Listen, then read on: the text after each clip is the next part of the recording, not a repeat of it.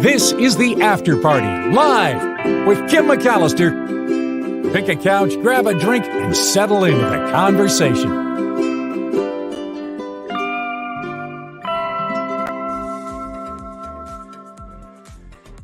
Hey everybody, it is the After Party Live on this Wednesday, hump day.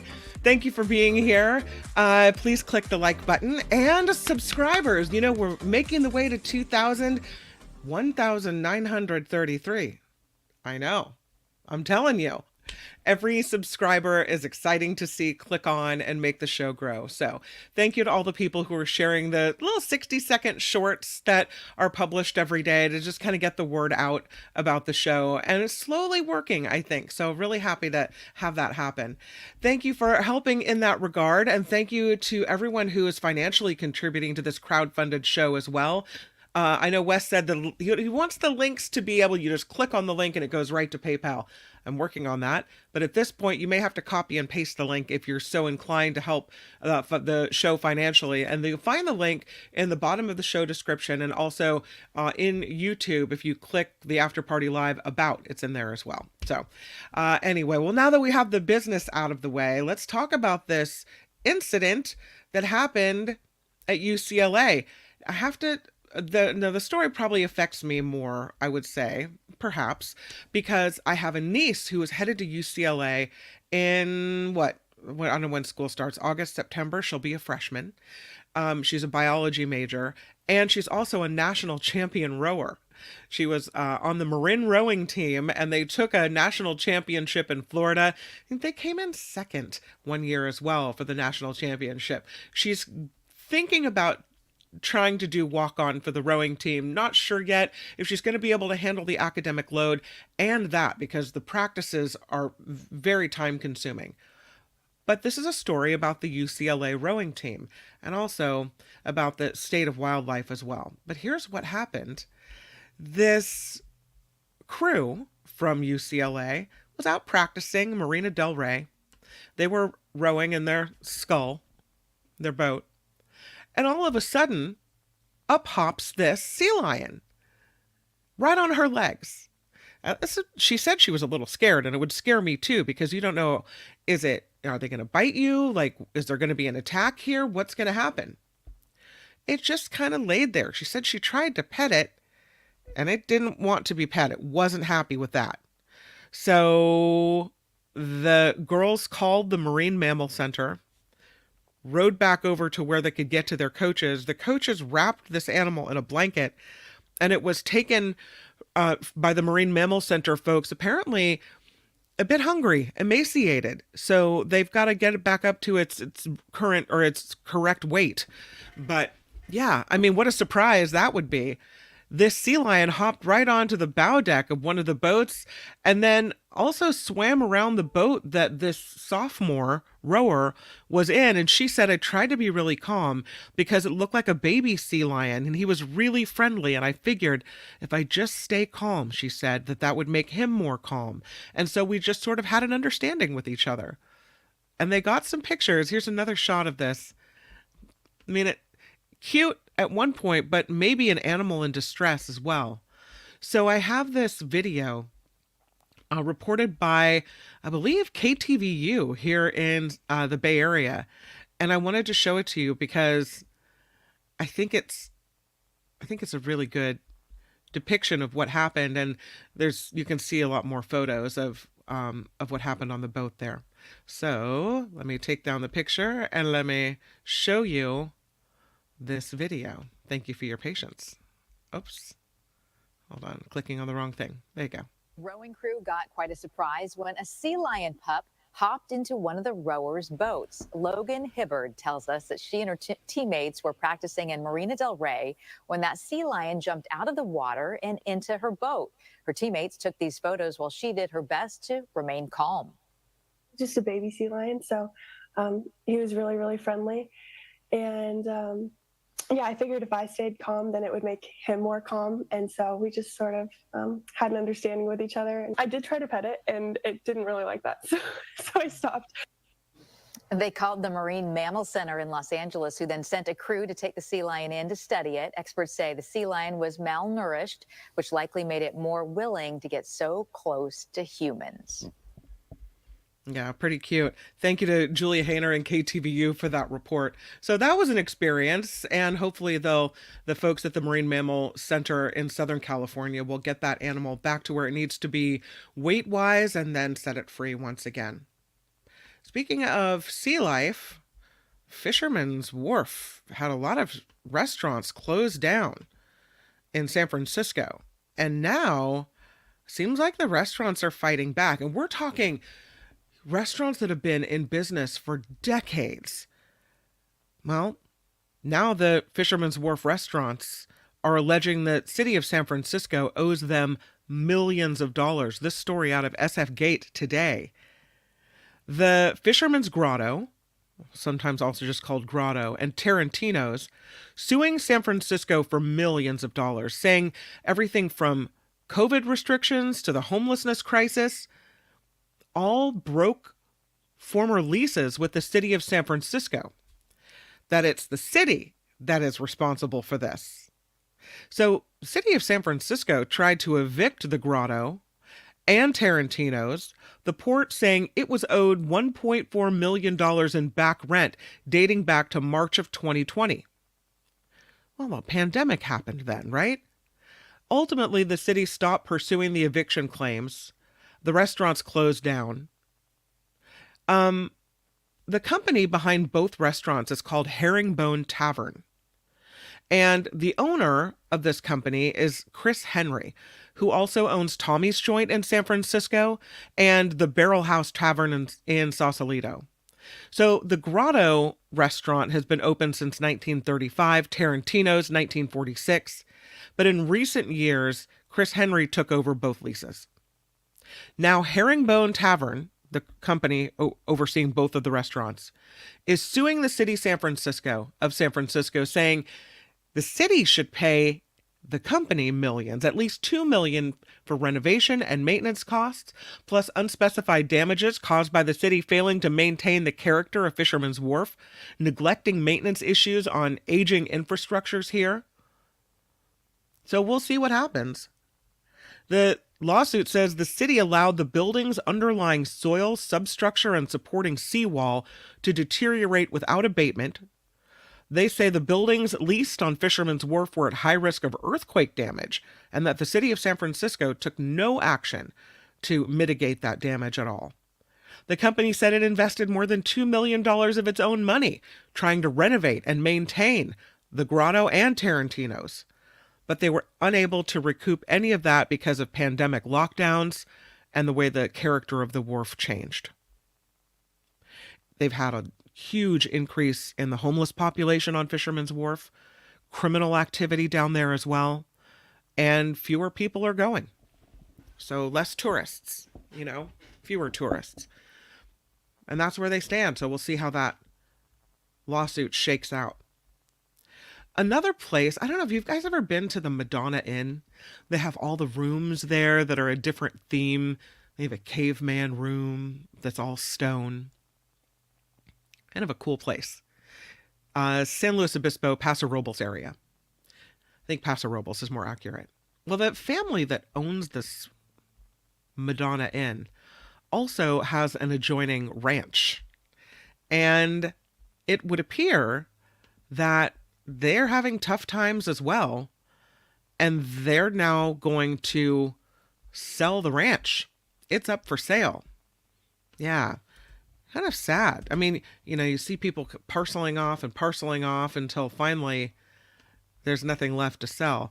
And I hope it's not indicative of trouble with the Madonna Inn. But they are going to sell their ranch due to what they say is the situation. So it's on the Central Coast. It's a 360-acre Madonna Twisselman Ranch, right at the base of Cerro San Luis Obispo. And it's been in their family for decades. The ranch is worth, they think, or it's listed at almost $8 million, 7.9. So I don't know what's going to happen with that. The real estate agent, of course, calling it an amazing piece of land. They say these types of ranches don't come on the market very often. No structures on this ranch, just one gazebo, and that's it. It has no structures. It has 7 parcels. And part of the charm of this area are the fields and the open spaces. If somebody buys that ranch and, I don't know, changes zoning, and then you have subdivisions all over the place, it really will change the charm. So Kathy Twisselman, the daughter of the Madonnas, says, most of you know that we're selling the ranch that I got from my dad after he passed away. We don't want to sell it. We have to sell it, she said, because of our situation. And she didn't say exactly what the situation is, but she said it's happening because of unforeseen circumstances. That ranch does border the Madonna Inn, but they say it won't affect the hotel in any way. She said the inn is doing very well. Alex Madonna, who was her father, was a horseman, a self-made entrepreneur, and according to SF Gate and his obituary, a legendary figure on the Central Coast and beyond. So his holdings included a shopping centers, cattle ranches, and thousands of acres of land. So this ranch now goes up for sale. Speaking of cattlemen, this is the world's tallest steer. It's another Guinness World Record for this steer. 6'4" steer, officially the tallest in the world. It's a 6-year-old Holstein steer from Oregon. The operator of Welcome Home Animal Sanctuary in Creswell, Oregon, says 6-year-old Romeo has lived at that facility since he was rescued from a veal crate at a dairy farm when he was 10 days old. The male calves like Romeo in the dairy industry are often deemed as byproducts. They had a different fate, though, for Romeo. And the previous record holder was a steer from Massachusetts named Tommy. He was 6'1". Romeo, they say, is the sanctuary's biggest softie. He's 6'4". He reminds them, they say, of the bond that exists between humans and animals because he skips, he's very playful, he likes to nuzzle ya. They say when they look in his eyes, they don't see just a steer, but a symbol of resilience and a beacon of hope. All right. He's cute and he's very, very tall. And now he's the world record holder. Did you see the story about these snakes? These snakes have a way of getting into places where they really aren't supposed to be. And this one forced a COVID vaccination center in Wales to shut down. The 2 snakes, actually, have been named Swim and Coo after the village where the center is located. They're trying to get support from wildlife experts here. But the vaccination center in town had to close its doors because of these snakes. One of them, the larger, they think it's called an adder. The other one is a grass snake. And one snake left the building. The other one's still there, and they're trying to figure out how to remove it. They say neither are eligible for the spring booster. But the vaccination center, the COVID vaccine center, is closed until further notice because there's a snake in there. They say we hope we'll be able to reopen as soon as possible. But at this point, no. The adder is the UK's only venomous snake, but it's not that dangerous to humans. The bite painful, causing inflammation, but it's really only dangerous if you're very young or very old or you're sick. So they'll get it out. Somebody can handle snakes. Someone will be on the way to make it happen. Do you see the story though about Dino-birds? This one's interesting. Oops, look at that. There's a piano lesson at 3:00 today. Nice of my calendar to warn me. We appreciate it. Sorry, I'll turn my phone down. You'd think that would have happened a long time ago. The Dino-birds, though, are fascinating, and they show that because of this rare skin fossil, that some dinosaurs had a mix of scaly skin and feathers all at the same time. Paleontologists found what they call this missing link in the evolution of dinosaur feathers. So along with their signature sharp teeth and gigantic bodies, some feathered dinosaurs also had scaly skin like the reptiles of today. The feathers, they say, likely developed in specific zones of the body, while other zones had reptilian scales. This is all published in the journal Nature Communications, and it sheds light on the evolutionary transition from scales to feathers. Finally, they find the link. So the feathers aren't just useful for flight. They help attract the opposite sex, like we've seen that in peacocks. In penguins, they reduce drag when they dart underwater. Herons use the feathers to create shade by turning into umbrellas. Most feathered dinosaurs, according to researchers, were theropods and sauropods, who likely used feathers for insulation and keeping warm. According to Maria McNamara, who's a paleontologist at University of College Cork in Ireland, the evolution of feathers from reptilian scales is one of the most profound yet poorly understood events in vertebrate evolution. She said, while numerous fossils of feathers have been studied, fossil skin is a lot more rare. Well, this rare fossilized skin specimen of feathered dinosaur Psittasaurus was found. Psittasaurus was a small bipedal horned dinosaur that lived in what is now Mongolia and China, 135 to 120 million years ago. And that's right about the time, according to scientists, that dinosaurs were beginning to evolve into birds. So the team you can see here used ultraviolet light to identify patches of preserved Psittasaurus skin. The spots are usually invisible to natural light, but a closer look at the skin with X-rays and infrared light revealed a preserved cellular structure. They call the fossil a hidden gem. Only under UV light is the skin visible in a striking orange-yellow glow. The type of preservation has never been found in vertebrate fossils, and they think there are many more fossils hidden with soft tissues awaiting discovery. And there you go.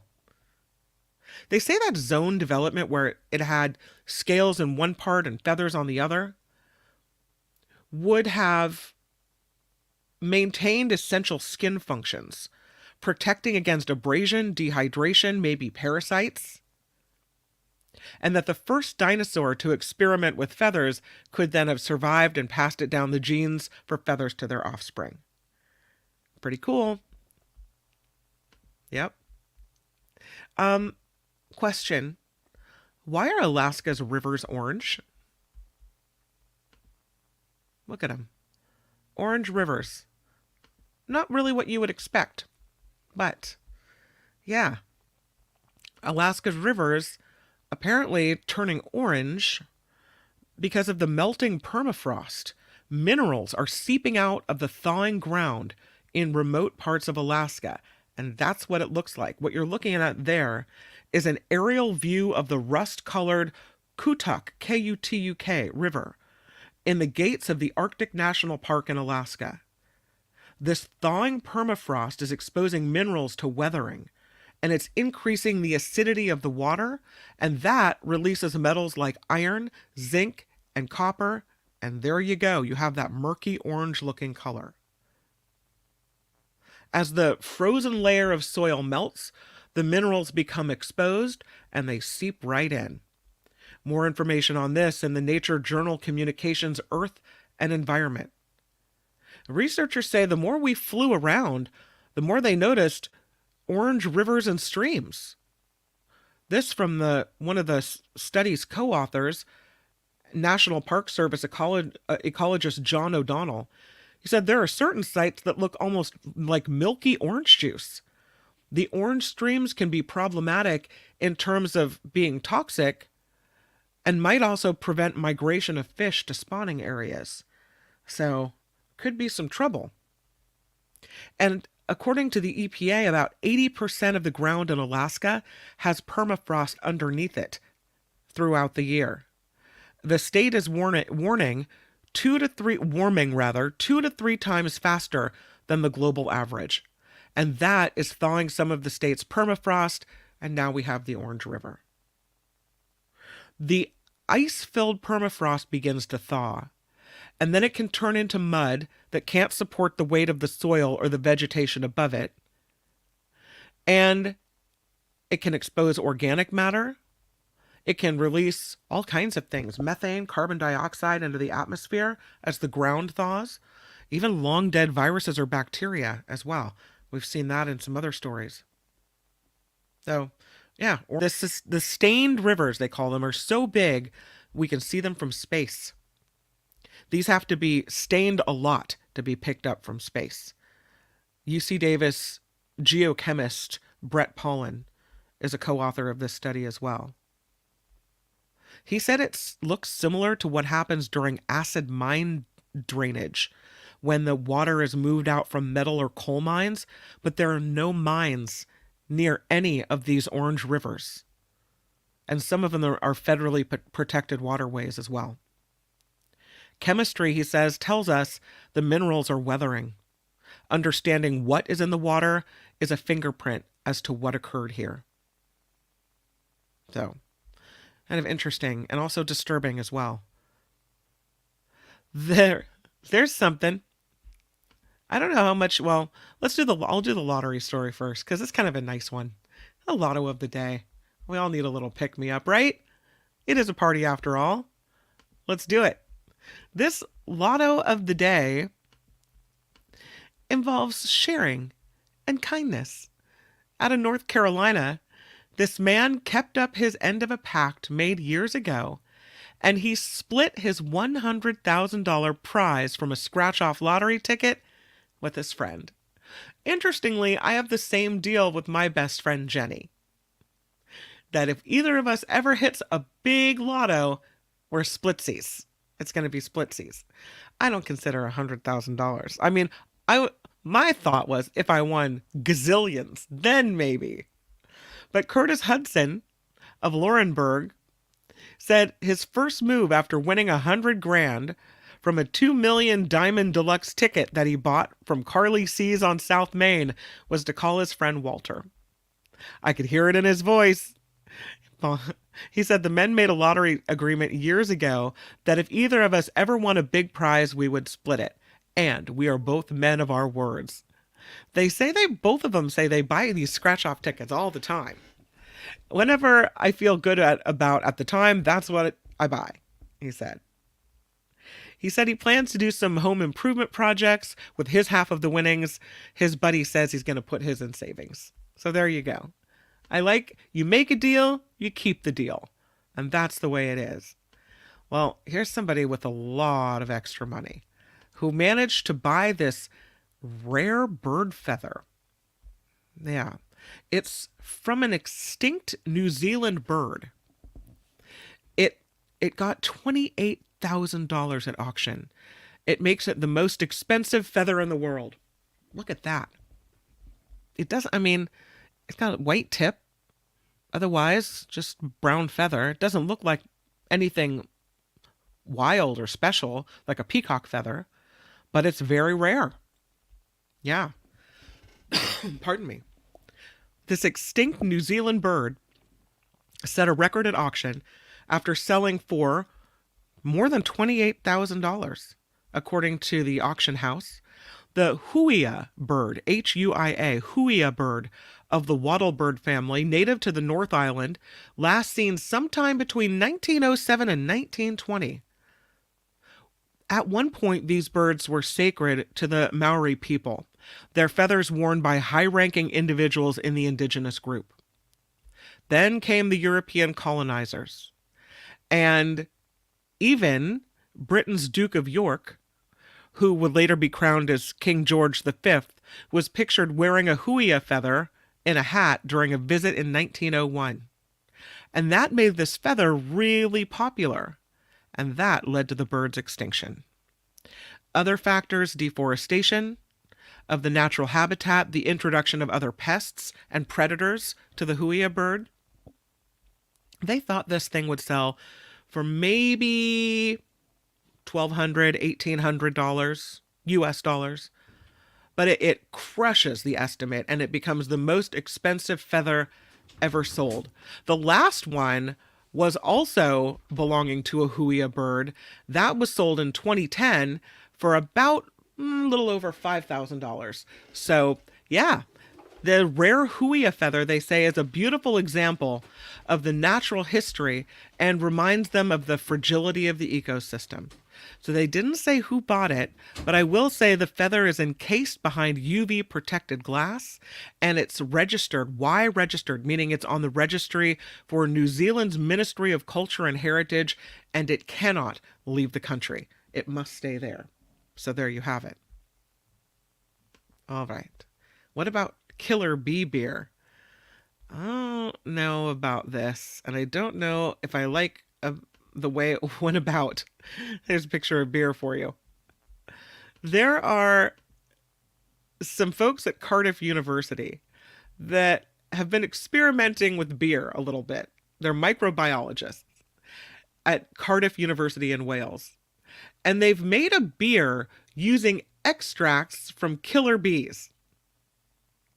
The School of Pharmaceutical Sciences at Cardiff visited Namibia to work with the scientists at the University of Namibia on sustainable environmental development projects. While in the country, they became interested in Africanized bees. We also call those killer bees. And so, because a commonly known brewer's yeast is found in the gut microbiome of honeybees, they started working on this project to isolate the brewer's yeast from killer bees that died naturally. When they got back to Cardiff, they used the isolated killer bee brewer's yeast along with yeast from Welsh honeybees to make several batches of beer. The killer bee beer, they call it. They say it's a side project. Their main project is PharmaBees, which is aimed at developing new drugs. But now they're looking to find a brewer to release killer beer to the public. And the proceeds would go toward benefiting their research. Killer bee beer. What will they think of next? How about spy satellites? They're putting up some more. SpaceX sending some more spy satellites into orbit. There they go. Yeah. The spy satellites were launched from California. A group of them, a SpaceX Falcon 9, launched these from Vandenberg Space Force Base at about 4 o'clock, I think this morning. Yeah. They're new ones. They're fresh. The folks in charge here say our nation's evolving threats and challenges require constant vigilance, innovation, and agility.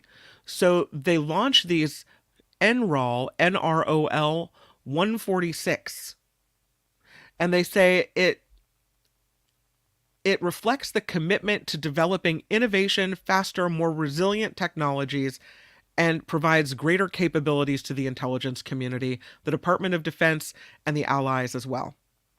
The systems, I guess, give us information that can only be retrieved from the vantage point of space. So they didn't really go into detail about other capabilities, but off they went, and there they go. Speaking of launching things into space, this is not going well. I mean, if it wasn't so, I would call it allegedly criminal. It's a little funny and also a little sad for them. That Boeing Starliner, where Boeing built this spaceship, this rocket ship, supposed to go on a manned crew flight. Well, it's now indefinitely delayed. It's had a string of issues. I'm telling you, Boeing, the launch was scheduled for no earlier than Saturday. Now no new date has been announced. It's temporarily on pause, indefinitely, I should say, on pause. They've been in meetings trying to figure this out, assessing flight rationale, system performance, redundancy. They're still trying to work it out. Now they're trying to say when the next possible launch opportunity is. It's supposed to do it on May 6th, and then there was a problem and it got pushed back multiple times. They had some problems with the pressure valve on an oxygen tank. Then they had a small helium leak in the spacecraft service module. And with people aboard, the launch team, they say, is being extra careful. So now we don't know. They say if it was just a satellite on board the rocket, it might be in orbit right now. But that there's no reason to make bad choices and risk anything on a test flight that has some level of risk associated with it. Which is smart. But that it's a Boeing, I mean, I don't know if it's Boeing can't catch a break or Boeing is just not doing well at building things. I don't know. Well, apparently everybody's on the weight loss drug. This is use of these weight loss injectable drugs soaring, especially among teenagers and young adults as well. The number of American teens and young adults prescribed one of these new weight loss drugs increased about 7-fold between 2020 and 2023. That compared to a decline of about 3% in young Americans' use of other types of prescription medications. So these are drugs like Ozempic, Wegovy, Mounjaro, and Zepbound. And now there's a study being done by the University of Michigan Medical School in Ann Arbor about how safe drugs like this are for younger users, because that really hasn't been looked at in depth. And the lead researcher says the evaluation of the long-term safety, efficacy, and cost-effectiveness of these drugs, they're called GLP-1RAs. The safety in adolescents and young adults, they say they need more information. So they published a study today in the Journal of the American Medical Association. And the drugs apparently were tracked. They had other drugs in the study as well. But the team found that over the 3 years of the study, prescriptions among people ages 12 to 25 jumped by more than 594%, which is about a 7-fold rise. So that means that while about 8,722 Americans in that age group took one of these drugs in 2020, by the end of 2023, there were more than 60,000 people doing the same thing. The rate rose 6-fold among boys and nearly 7-fold among girls. Among young adults, the uptick in the use was close to 5-fold among men and 8-fold among women. Dispensing greatest for females, highlighting the importance of educating patients and prescribers on sex-specific safety risks, like concerns during pregnancy. The new prescriptions are supposed to be, the point of them is to curb type 2 diabetes. But now everyone gets it. Oh, it can help you with weight as well. So they're still studying this and looking into the safety. But that's the first bit of information, is how prevalent the use of these medications are. Speaking of kids and substances, there's a study about the risk for psychosis skyrocketing among teenagers that use cannabis. There's a kid vaping. We don't know if he's vaping nicotine or pot. We don't know. But the risk is much larger than originally thought, according to this study. Out of Canada, they say teens who use cannabis face 11 times the odds for a psychotic episode compared to teens who abstain from this drug. They found a very strong association between cannabis use and the risk of psychotic disorder in adolescents. They did not find the same association in young adulthood. You've heard this before. People have said, or doctors have said that at the age of before the age of 25, your brain is still forming. It's nothing's set yet, and so that cannabis can impact you negatively until the age of 25 ish. This study, published in the journal Psychological Medicine, the Institute for Clinical Evaluative Sciences, the facility doing this study. The psychotic episodes involve a dangerous psychiatric state in which people lose their connection with reality and can apparently go so out of control that you need to be hospitalized for this. And the researchers say it's been long known that marijuana can help trigger psychosis, and that the potency of cannabis is much stronger now than in decades past. So they estimate the average THC potency of cannabis in Canada rose from 1% in 1980 to 20% in 2018. And so the super strong weed is apparently really affecting brains of teenagers who used it. They looked at data from more than 11,000 young people in Ontario, and they looked at the health service records there, including hospitalizations, emergency department visits, and outpatient visits. And they say they found a very strong link between hospital visits for psychosis and the use of marijuana by teens. And here's the number. They say 5 of every 6 teenagers admitted to the hospital for a psychotic episode had a history of marijuana use. Something to think about. It'll be interesting to hear what Rev has to say about this. He's kind of my go-to guy on all this stuff. There's another health story. For a long time, people have said, take the fish oil pills. It won't hurt you, but it will help you it'll help your heart, right? It'll help your cognitive abilities.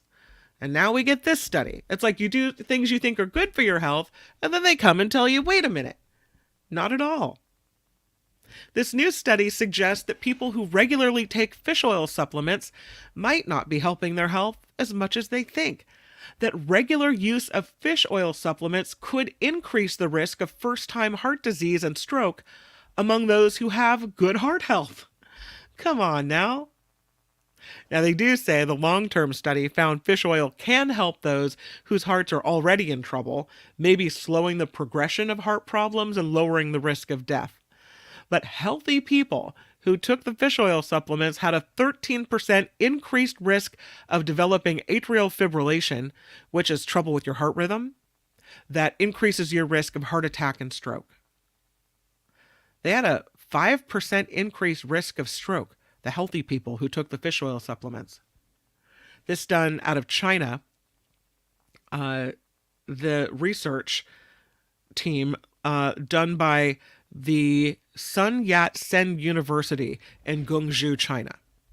And they say their findings suggest caution in the use of fish oil supplements for primary prevention because of the uncertain cardiovascular benefits and adverse effects. So they say, don't do it.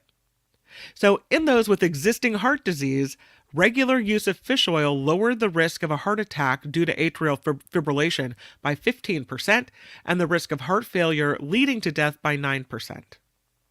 So that's pretty good. Now, they didn't say why it's good for people who already have heart issues, but bad for people who don't. But regular use of fish oil supplements have different roles in the progression of cardiovascular disease based on whether someone already has heart problems. So, the director of cardiovascular prevention and wellness at National Jewish Health in Denver says overall, the days where people just go to the store and buy buckets of fish oil pills to keep them well should be over, but that fish oil may still have a role in people who are already sick. All right. If you exercise to stay healthy a little bit every day, you got to track it. That's what boosts your health. You have to keep track of it. It's apparently a recipe for success. Whether you count your daily steps in your mind, or whether you count it on your device or your phone or your watch, Exercise targets based on either a step count or minutes are equally associated with lower risk of premature death and heart disease. This out of the journal JAMA Internal Medicine. And so they hope that that information will help people as they're setting up their exercise plans. If you track it, it helps. Especially younger people. Exercise, they say, may involve activities like tennis, soccer, walking, jogging, all of which can be tracked with steps. For other people, it might be bike rides or swimming, where the monitoring of the duration of the exercise is a little bit simpler. 150 minutes weekly of moderate to vigorous physical activity, or 75 minutes of vigorous activity. That's the current U.S. exercise guidelines, and they focus on minutes. But the smartwatches have made it easier than ever to track all these step counts. And so that raises the possibility of whether steps would be better suited for setting exercise goals. More people using smartwatches to measure their steps and overall health. And they say they see the importance of figuring out how step-based measurements compare to time-based targets. Is one better than the other? Well, they looked at it. A new study looked at 14,000 women in this women's health study. And these women between 2011 and 2015 were asked to wear motion trackers for 7 days in a row to record their physical activity. And they could only take them off for sleep or water-related activities. Most people, on average, 62 minutes of moderate to vigorous physical activity a week. And they accumulated about 5,200 steps a day. And then they did a follow-up. 9 years later, 9% of participants died, 4% developed heart disease.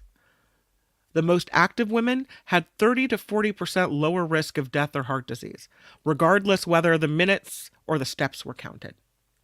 So, they don't know whether there's an advantage over steps or minutes, but I don't know. But they say it's very important to monitor it. So, if you're out there exercising, take note, take heed. It's a story about this roof ninja.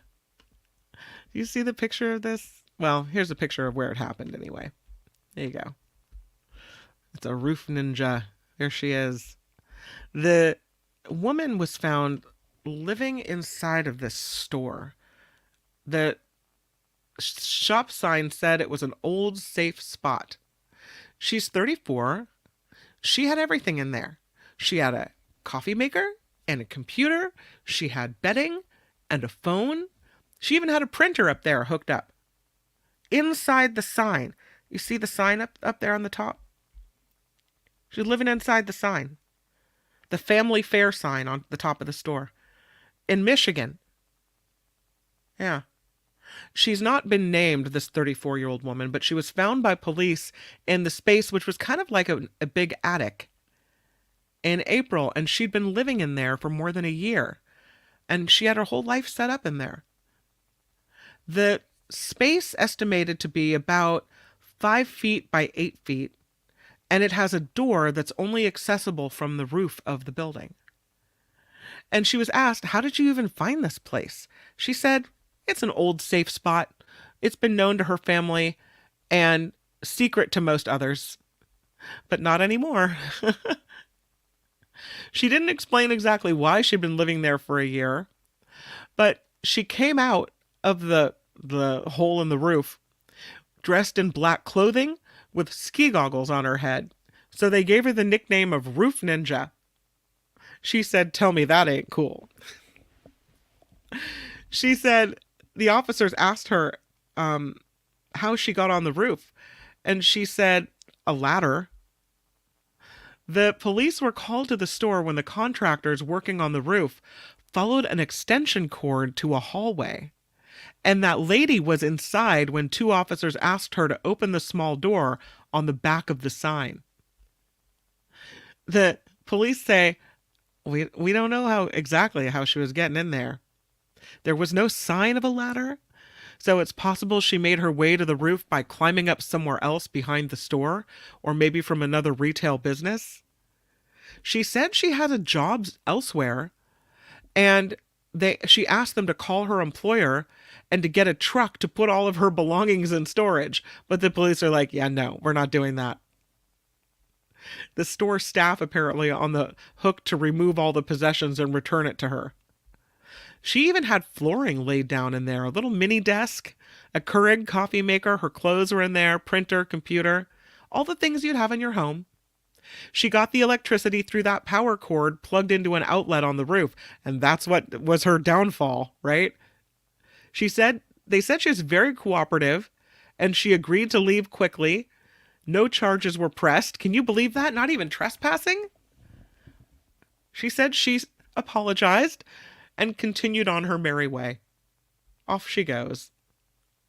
Wow. Who knows how long she'd been living in that place for. Right inside the sign, and no one was ever the wiser. This is kind of a disturbing story.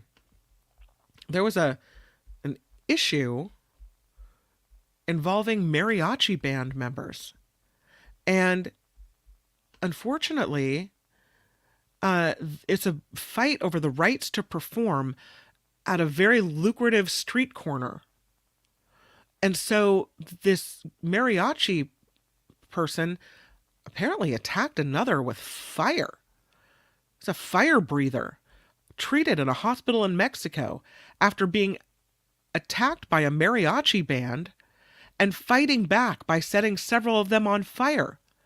They have, I don't want to show it to you, the security cam footage, because I think people being lit on fire is disturbing. But it's bad enough to see the still, right?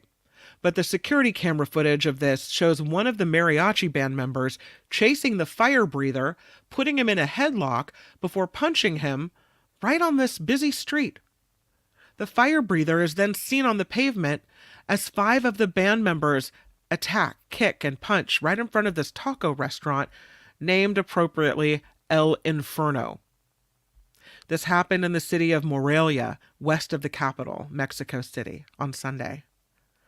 So then the fire breather starts fighting back, and he starts throwing fire at the musicians. The mariachi band members, mostly dressed in traditional white shirts and black trousers, some carrying guitars, are seen running away, some of them in flames. They're trying to take off their burning clothes. They're rolling on the ground. None of the players returned to the fight after that. This whole performing for tips in Mexico is serious business. Performers, they say windshield washers, stake out and defend these lucrative street corners. They've even had gunfights over this type of thing before. Now, they don't know exactly how this dispute began. Nobody was arrested over this, and only the fire breather had to be treated in the hospital. So all the mariachi band members seem to be okay. There you go. That's high drama on that street corner in Mexico. I have a story about electric vehicles. A little bit surprising because I don't know if I would have thought to do this study, but they did it.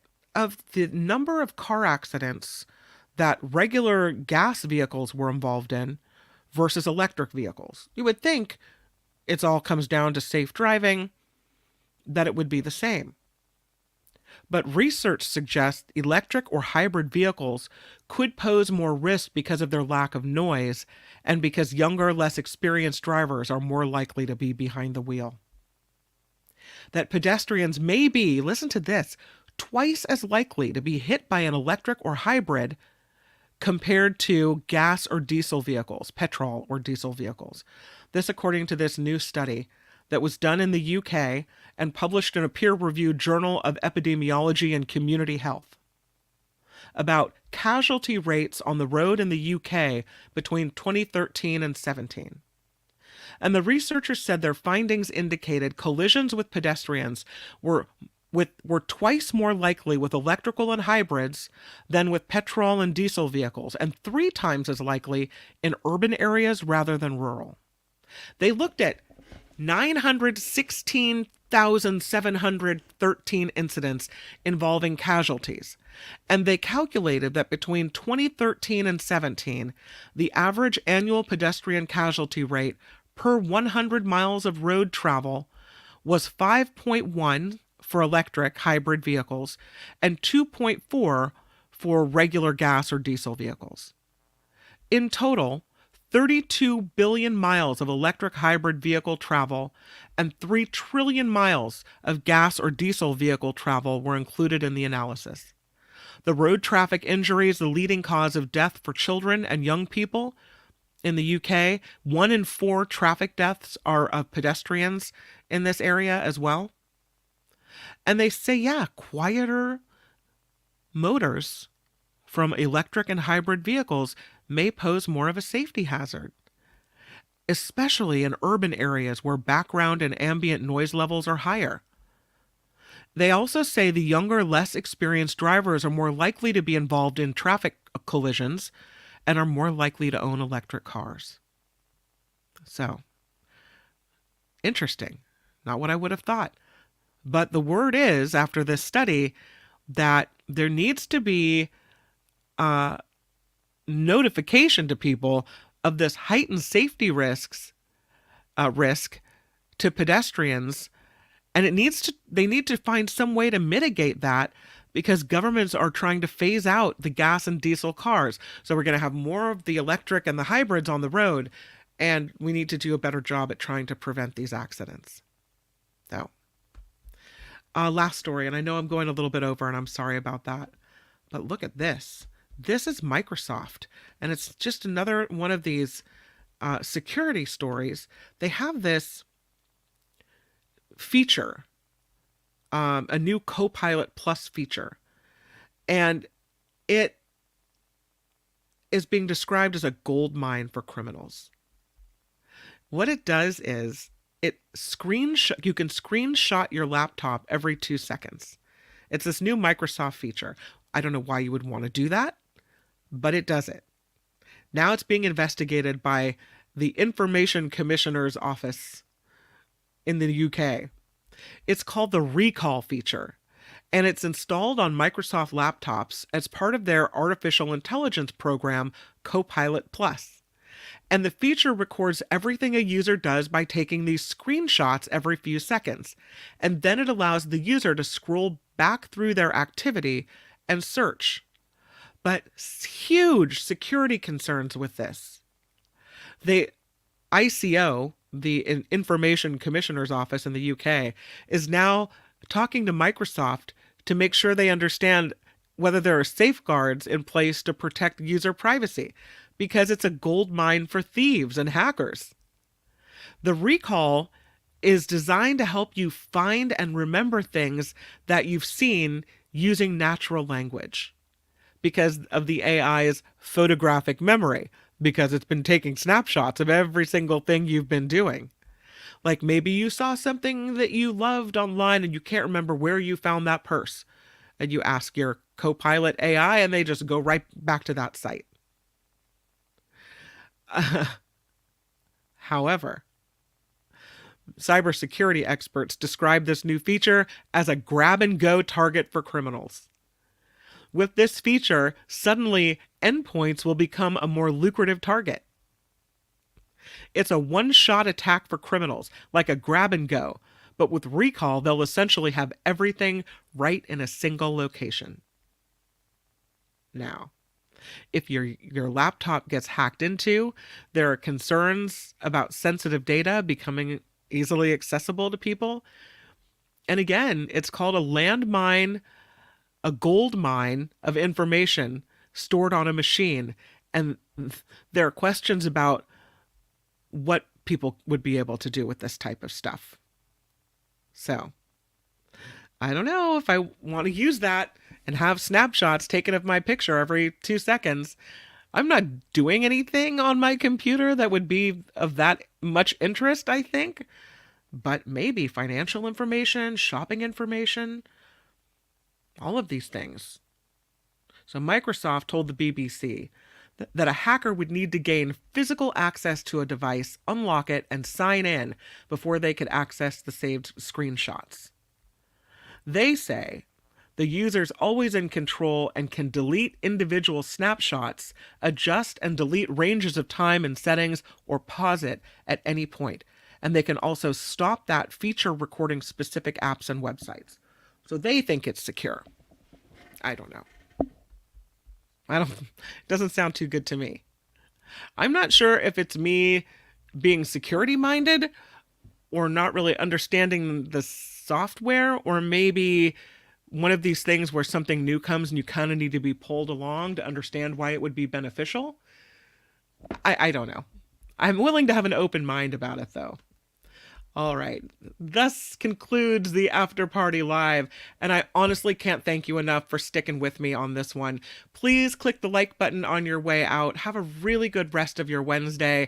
Tomorrow, Trivia Thursday, so I hope you'll meet me back here. We have the Nikki Medora Show at 10 a.m., the Mark Thompson Show at 11, and it's David Katz Day, so it's going to be a really good one, and then Trivia Thursday on the After Party. So, a lot to look forward to for tomorrow. I hope you make it a great rest of your day, and I will see you tomorrow. Again, huge thank you to all the folks who are contributing and spending time here on the After Party.